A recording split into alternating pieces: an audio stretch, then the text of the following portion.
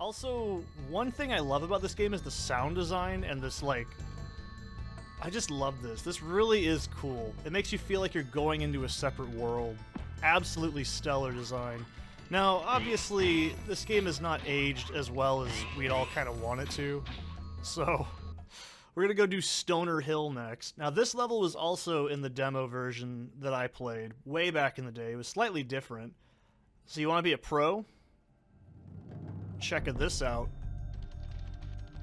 You just keep running as soon as you start and you'll immediately kill those rams. Also, when they die, listen to the sound.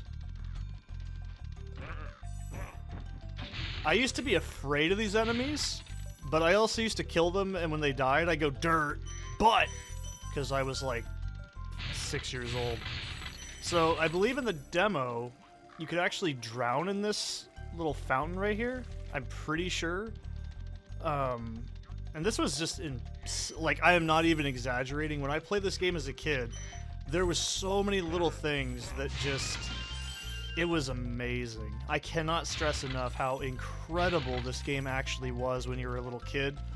You get this really big sense of, it's an adventure, and it's a great kids game.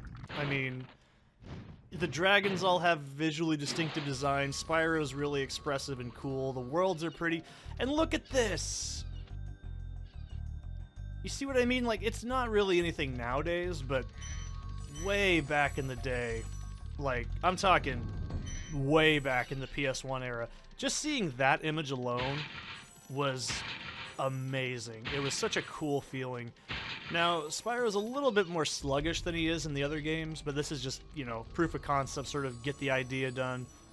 I distinctly remember in the demo, the keys would actually run out.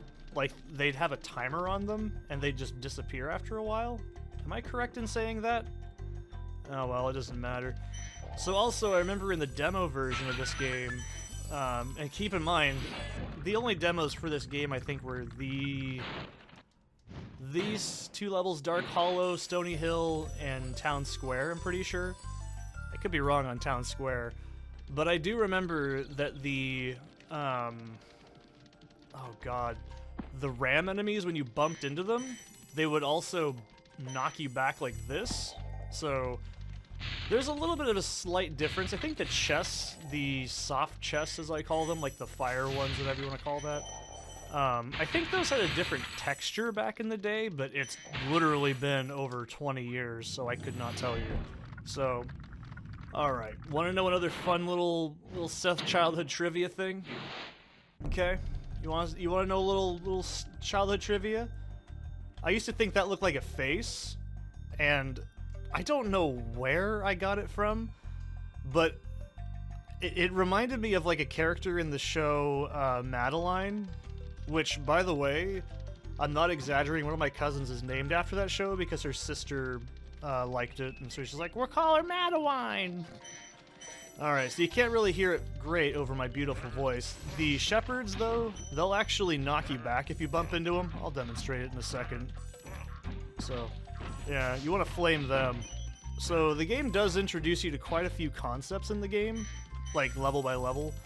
So tougher enemies usually you have to flame, and smaller enemies you usually want to charge or flame from a distance. I also remember in the demo, if you bang that chest I just opened up with that green gem, it would actually like bounce like brrr, like across the top layer. Could you just? I am really tired. I've had like a shit week so far. I'm playing Spyro 2, like fucking Spyro 1, and I have like the biggest dumb smile on my face, and it's almost like 9 o'clock. What time is it right now? It's 8:30 at night. I work till like 5 from like 8 or 7 something, whatever. Point is, fuck dude, Spyro 1, it puts you in a great mood. It's a fucking great game. I'm gonna have a blast playing it, and I hope you guys have a lot of fun hearing about my... You know, you'd probably like, does Seth really have a story for every single one of these levels? Yes, I really do. Because it's so iconic. So remember that glitch I was telling you about? Check this shit out. I didn't learn this from speedrunning. I learned this from just playing the game. So I'm kind of fucking it up because this terrain's really bad. But, so the thieves, my dad used to do their little laugh. He'd go, and I was like, Dad, stop, it's cringe.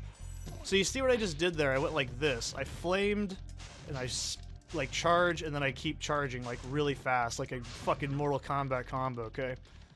That gives you some of the best like speed in the game, and it's imperative to learn how to do it if you want to beat the game quickly. Now also, I think in the demo version, there was also a little bit of a different gem placement. I could be wrong. I think there was a gem on top of that like arch, but I could be wrong, dude. Like I said, it's been over 20 years. So, also this was cool when I was a kid. Watch this. I used to be like, I want to get out there. I want to go there. I want to be there. And my dad, I swear to God, when he'd watch me play this, he'd just be like, you know what's out there? I'm like, what? The missing link. And I was like, what does that mean? And it would just scare the shit out of me. That was just my dad's answer to everything back in the day. Like, we play Tomb Raider 1, and he'd be like, you know what's in this room? And I was like, what? And he goes, the missing link. He'd just say it like that. I don't know where he got it from, but he'd say it all the fucking time, and it scared the hell out of me. It still makes me uneasy. It's the way he'd be like, the missing link. I can't do it. One of these days, I gotta get my dad on here and play some shit that he actually enjoys. We'll play something that we both played. Maybe some Madden 99. I don't know. And he'd be like, I want you guys to hear how he says it, because I'm not doing it justice, dude. My dad, he fucking, oh, he's a great man. So anyways,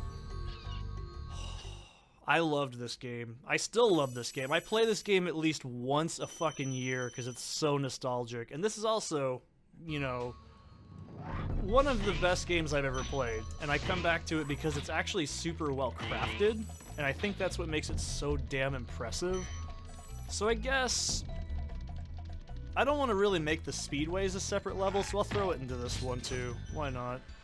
Because, oh man, when I was a kid and I found this out, oh, I also don't like the camera as much in this game. I didn't know you could do that shit, okay? I remember being, like, mortified because I had to, like, learn that from the game telling you it later on in Magic Crafters. I might fuck this up, by the way. I am really bad at this specific speedway. Oh, man. And can I just listen to this shit? I love this game's soundtrack so much. It is... It's not as good as the sequels, but it's pretty damn good. And I think I've seen a lot of people that get into, you know, I don't know what maybe it's a trend, I don't know. But people like go, wow, when people main an instrument, I can't believe I just said those exact words either. So when people main an instrument and they go into like different types of music or they try to compose, it's interesting to hear it. And I think it's true. Stuart Copeland's obviously a drummer, and to hear a drummer make their own compositions, you know, how would a drummer compose an entire musical piece? Like, you really get a sense that this music is composed by someone who understands rhythm. And I played bass since I was 15. I said it today at work. I said 17 years. I guess I played for collectively 15 plus. It's a fucking treat as a bassist, because these are some of the most fun, you know, like, tracks of all time. They just evoke... I don't know, there's better tracks in this one, but all the tracks evoke an emotion, and I think that's how Stuart made the music, was he'd look at the level palette and go, okay, let's see what we can do with these tones, these colors, and let's just kind of go with the flow of how the game feels. And it shows. It's just a really cool, funky...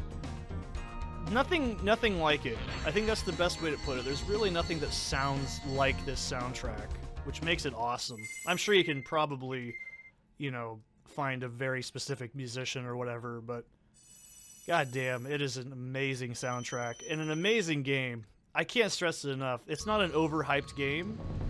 I mean, yeah, like I said, the sequels do it a little bit better, but the physics, the momentum, the memories I have attached to this game, I hope you guys are going to enjoy. So, I'll see you guys in the next one.